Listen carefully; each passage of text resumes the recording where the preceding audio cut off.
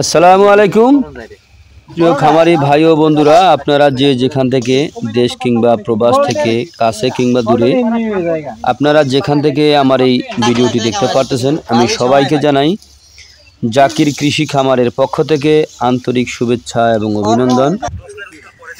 এই যে আমার সামনে যে ঘাসটা আপনারা দেখতে পারতেছেন, এই ঘাসটার নাম হচ্ছে ইন্দোনেশিয়ান স্মার্ট নেপিয়ার ঘাস।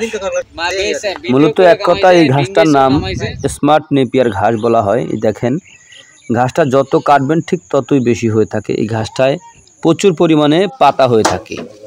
এই যে এইটা হচ্ছে সেই ঘাসের কাটিং।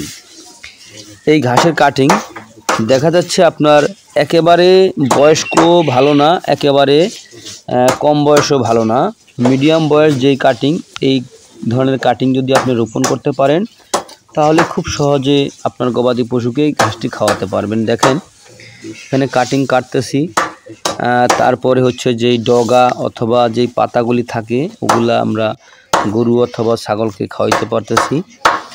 এটায় গিট হচ্ছে খুবই ঘন ঘন গিট। এই ঘাসটা ইন্দোনেশিয়া থেকে আমাদের এই বাংলাদেশে এসেছে, ইন্দোনেশিয়ান স্মার্ট নেপিয়ার ঘাস।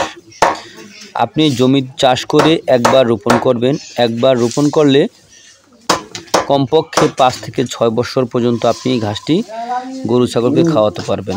তো প্রিয় বন্ধুরা, যদি আপনাদের ইন্দোনেশিয়ান স্মার্ট নেপিয়ার ঘাসের যদি কাটিংয়ের প্রয়োজন হয় তাহলে আমার স্ক্রিনে দেওয়া নাম্বারে যোগাযোগ করবেন। তো সকলে ভালো থাকবেন। আল্লাহ।